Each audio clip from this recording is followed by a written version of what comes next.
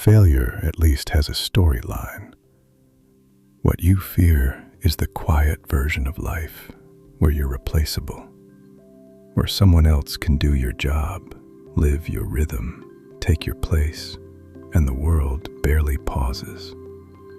Ordinary doesn't land as a neutral word for you. It lands like erasure, like becoming a background character in your own life. And I want something clear from the first minute. This is not just an attitude.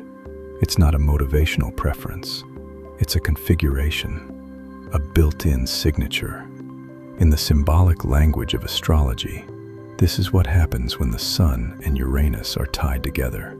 The Sun is identity, the center, the I am. Uranus is rupture, freedom, deviation, the refusal to be standardized. When those two principles touch, a person can struggle to tolerate a life defined by someone else's measure, even when that life is stable and reasonable.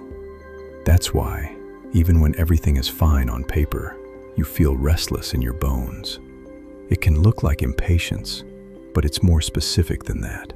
It feels like pressure. It feels like your life is getting smaller. Picture this. You're at work. The paycheck comes. People are decent. Nothing is on fire. Someone says casually, "You're doing great, just keep it up." Instead of relief, you feel a chill, because keep it up sounds like this is what the next 5 years will look like. And suddenly the room feels tighter, not because it's bad, but because it's predictable. Another scene. You start a project, and for the first 2 weeks you're unstoppable. You build, you learn, you connect ideas, you see solutions others don't. Then the structure settles, routine arrives, and it becomes just work. Your energy drops like someone cut the power. You wonder what's wrong with you. Nothing is wrong with your intelligence. The problem is that your identity can't tolerate the sensation of being just another one. A third scene, maybe the most honest. You're with someone who's good to you, reliable, stable, calm. And instead of relaxing, you start fixating on something stupid. A tone in a message, a tiny habit, the way they fold clothes. Suddenly, everything feels too normal, and you start looking for a reason to feel uneasy. Not because you're unhappy, because peace doesn't give you the charge that proves this is special. You're not chasing chaos. You're chasing confirmation. Confirmation that you matter. Confirmation that you are not interchangeable. Confirmation that your life leaves a mark. And when your mark becomes the condition for your peace, the fear of ordinary becomes an engine. It drives you forward, and it drains you at the same time. Say it cleanly. The fear of ordinary isn't pride, it's pressure. It's an internal contract with your own ego that reads, either I am exceptional or I am nothing. To understand this pattern, you have to understand what this configuration is actually doing. The Sun is the part of you that wants coherence. It wants a steady center. It wants to feel like you are someone, not just a set of reactions. Uranus is the part of you that rejects captivity, especially the quiet kind. It rejects being flattened into a role. It rejects living by default settings. When those two are linked, your identity develops an allergy to the standard. That doesn't mean you hate stability. It means you hate stability that feels borrowed. You hate stability that costs you your edge, your autonomy, your signature. This is why labels irritate you. This is why you recoil when someone says, "That's just who you are." Because what you hear underneath is, you're fixed, you're predictable, you're manageable. You can feel boxed in before anyone even closes the lid. A process gets suggested in a meeting. It's logical, it's efficient, it might even help. You still feel resistance. Not because the process is wrong, but because it triggers the fear of becoming a function. Someone lays out the career path, the ladder, the timeline. You feel the urge to veer away, as if accepting it would be a betrayal of yourself. Here's the dangerous substitution that often follows. You start confusing authenticity with disruption. You start believing your truth only exists in the reset, never in continuity. You start believing meaning only exists in change, never in staying long enough for something to mature. That belief sounds like freedom, but it can produce a very specific loop. A phase of intensity, followed by a sharp drop. A phase of obsession, followed by a clean break. A phase where you're all in, followed by a phase where you can't stand any of it. This is not randomness. Your mind translates routine as anonymity. Predictability feels like dilution. The moment something becomes familiar, the psyche interprets it as a threat to identity. So the urge to cut, to shift, to reinvent rises. Sometimes it looks impressive. People call it courage. They say you're bold, visionary, impossible to control. But you have to be ruthless with yourself here. Is it creation or is it escape? Freedom is a decision made from calm. Escape is a decision made from fear. The fear of ordinary often disguises itself as high standards, as I won't settle, as I'm built for more. Maybe you are, but more isn't always another pivot. Sometimes more is the capacity to stay in one place long enough to build something that isn't just exciting, but real. If you keep changing directions simply to protect the feeling of being exceptional, you will never discover who you are once the initial charge wears off. There are 3 markers that this pattern is running your life, even when you call it ambition. The first marker is your relationship with repetition. In the beginning, you're brilliant. Newness lights you up. You learn fast. You see patterns. You connect people and ideas. You feel like you've finally found something that fits your mind. Then week 3 or 4 arrives. The same tasks repeat. The same emails. The same procedures. The novelty collapses. Suddenly, everything turns gray. Not because it's bad, but because the feeling of exception disappears. That's when you hear the internal monologue shift. It stops being about quality and starts being about identity. This isn't me. I'm shrinking here. I'm wasting my life. The second marker is your relationship with authority. It isn't that you can't respect expertise. It's that you can't tolerate being measured by a standard that doesn't recognize your signature. Someone says, "This is the benchmark," and even if you agree, you feel resistance because what you hear underneath is, become the benchmark, conform, disappear into the norm. So you sometimes reject guidance that would help you simply because it came from a place that smells like control. You would rather struggle on your terms than succeed by someone else's script. The third marker is your relationship with calm. When things are peaceful, you don't automatically feel relieved. You can feel empty. You can feel suspicious. You can feel like something is missing, as if without adrenaline, there is no identity. This is where the core confusion appears. You start mistaking intensity for value. You start reading charge as proof. Example, you're with a partner who is stable. They don't shout. They don't vanish. They don't test you. They show up. And that is exactly why discomfort can creep in. You start wondering if it's even real. Then, paradoxically, you feel alive around someone unpredictable. Not because that's love, but because the charge creates the sensation of exception. The same mechanism shows up at work. When the project is urgent, chaotic, high stakes, you feel alive. When everything is under control, you feel restless. It shows up in friendships too. Some people drain you but keep you stimulated. Some people are healthy but feel boring because your psyche learned a brutal equation.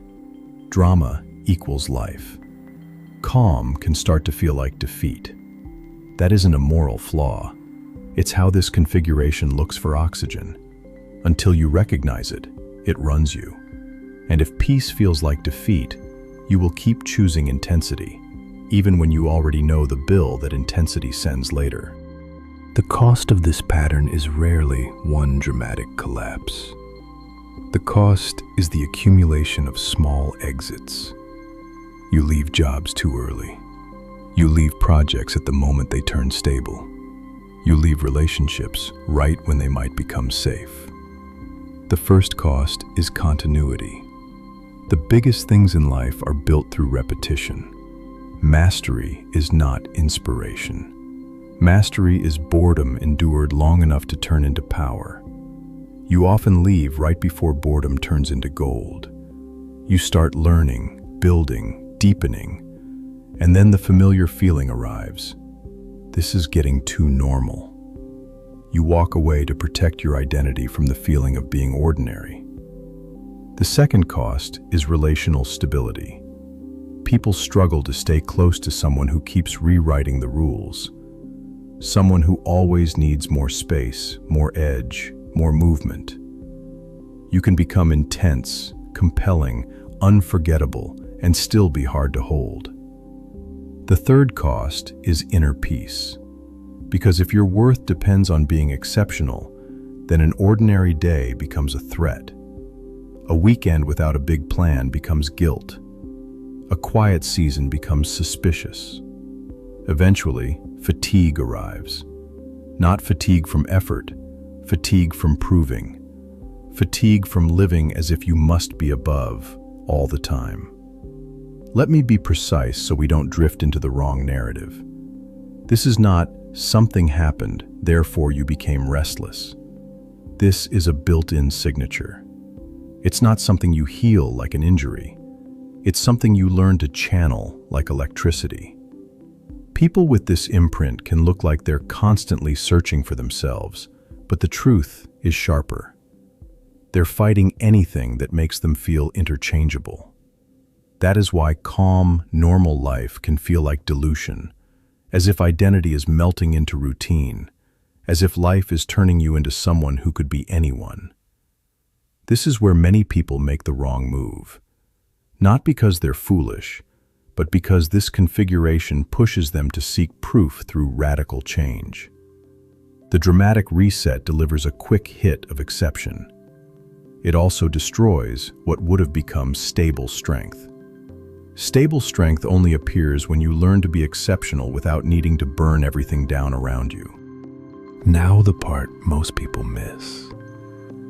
This isn't only tension, it is also a gift.